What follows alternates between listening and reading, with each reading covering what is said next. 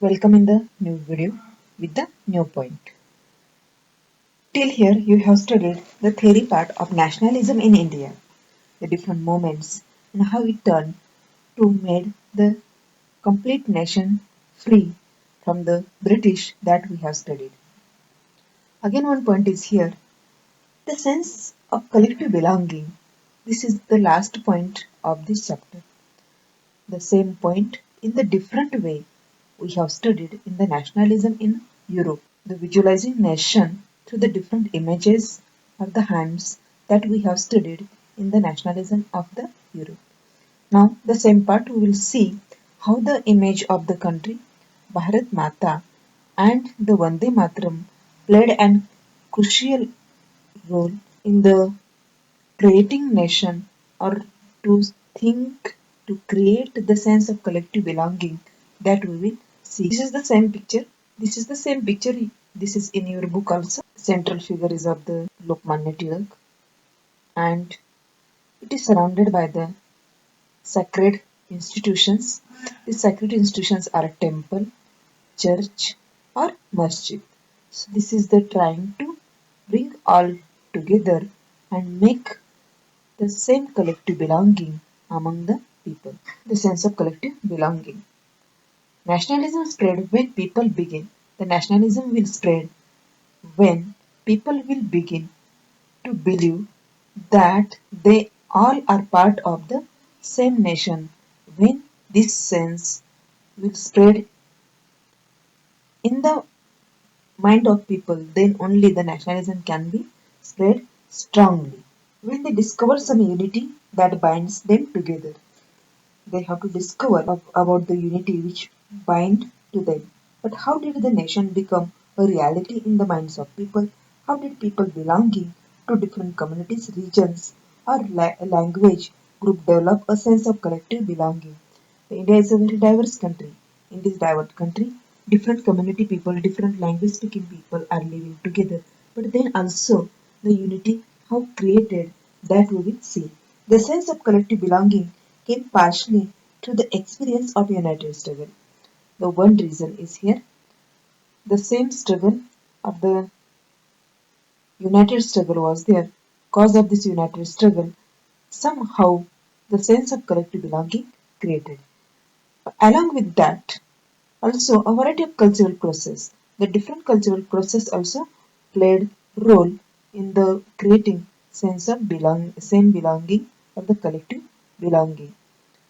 Through nationalism captured people's imagination, history and fictions, folklore and song, popular print and symbols all played a part of the making of nationalism. All part, all culture, the history also, the folklores also, prints, symbols, fictions, these all made culture, these all played the strong role in the making sense of collective belonging.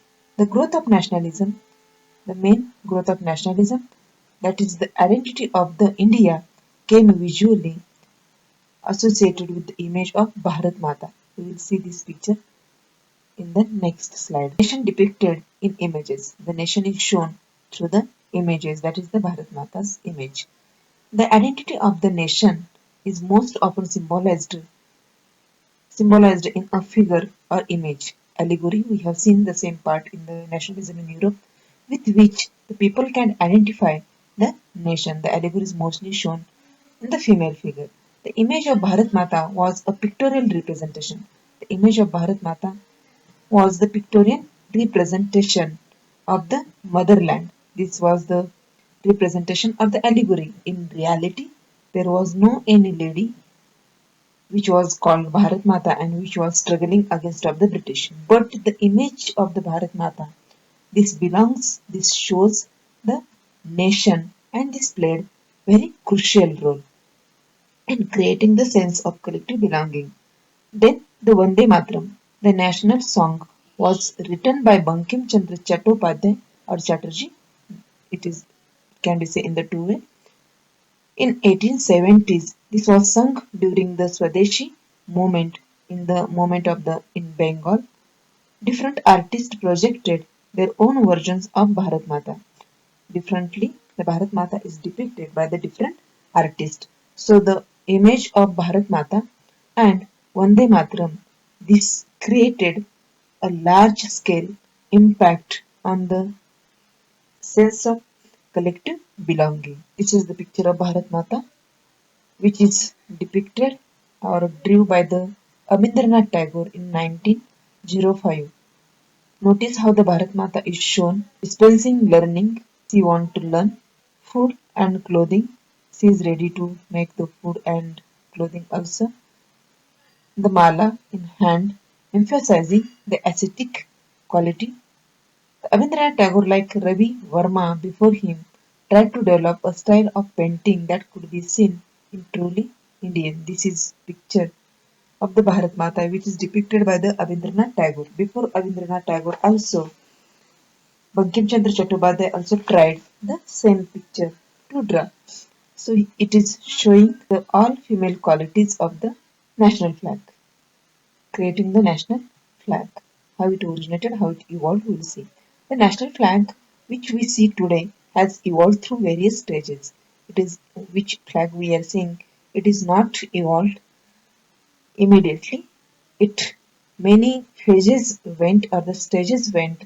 Then this tricolor national flag is emerged. A tricolor red, green and yellow was used during the Swadeshi movement. There were 8 lotus on which depicted the 8 provinces. Thus, in the Swadeshi movement, which tricolor was used. In that tricolor, the red, green and yellow were used. And there were 8 lotus. There was crescent moon on the flag which represented the Hindu and Muslims. Gandhiji had designed afterward the flag. Gandhiji had designed the Swaraj flag by 1921. It was also tricolor. It was also tricolor, but the colors were a little bit different: red, green, and white. In the earlier, the red, green, and yellow. Instead of yellow, now here white was used. And there was a spinning wheel on the center. The spinning wheel was used here on the flag, which made by the Gandhiji in 1921. This was called the Swaraj flag. Here you are looking some flags.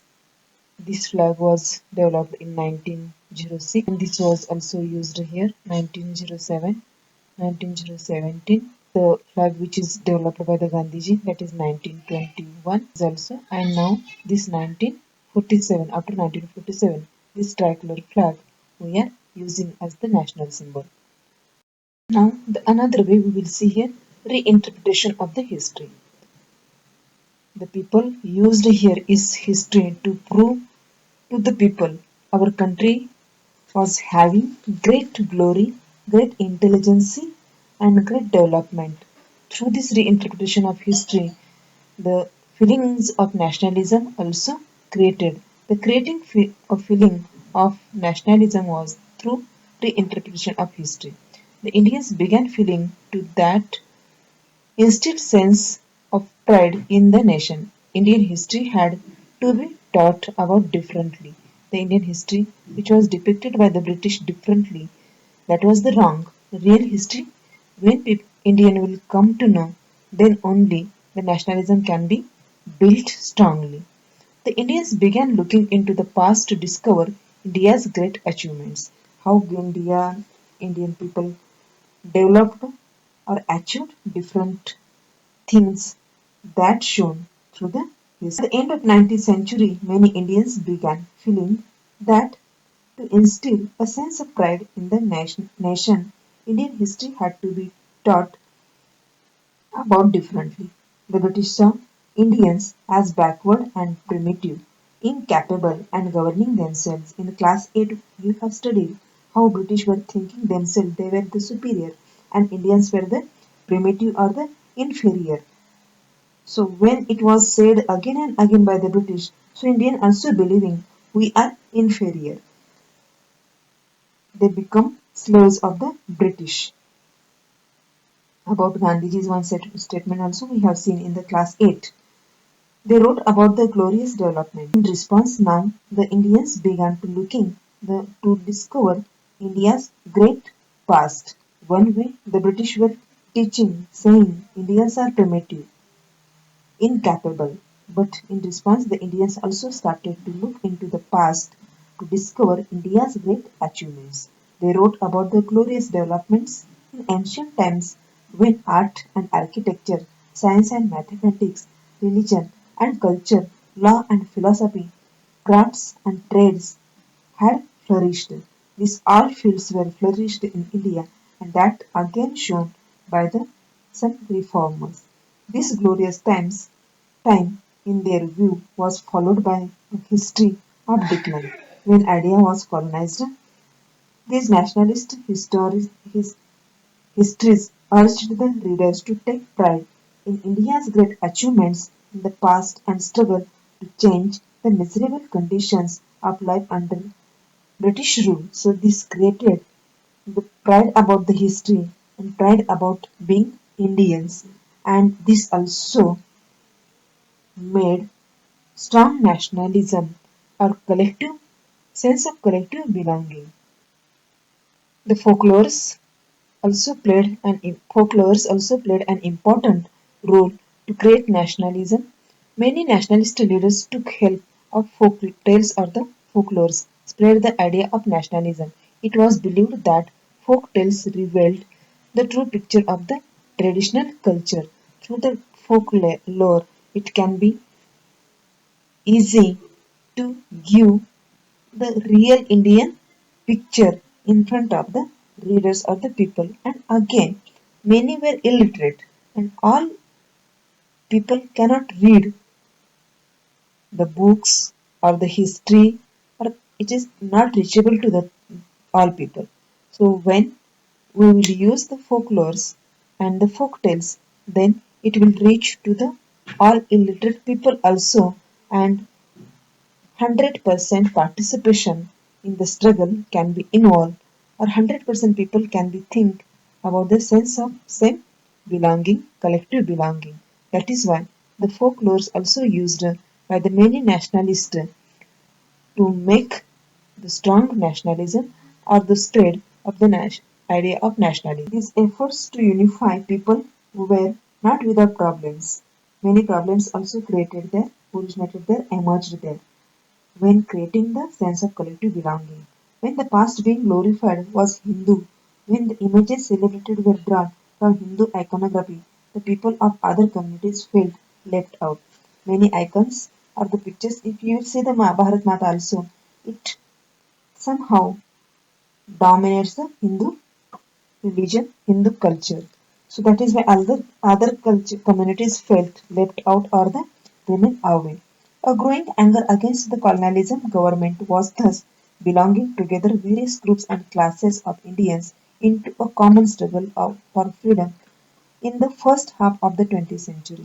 The Congress, under the leadership of Mahatma Gandhi, tried to channel people's grievances into organized movement for independence. Through such movements, the nationalists tried to forge a national unity. But as we have seen, diverse groups and classes participated in these movements with varied aspirations and expectations, as their grievances were wide-ranging. Freedom from colonial rule also meant different things to different people. The Congress continuously attempted to resolve differences and ensure that the demands of one group did not alienate another. This is precisely why the unity within the movement often broke down. The high point of Congress activity and nationalist unity were followed by phases of disunity and inner conflict between groups. In other words, what was emerging was a nation with many voices wanting freedom from colonial rule. So, in this way, we have studied how the nationalism emerged in India and how it given the fruits of freedom to the all group. Maybe the meaning of Swaraj was different to all, but the motive was there to come out from the grievances of every. I hope you have understand the chapter, all points. Now read the chapter again and understand it. These symbols are used here of the nationalism. These are the pride of the nation, India.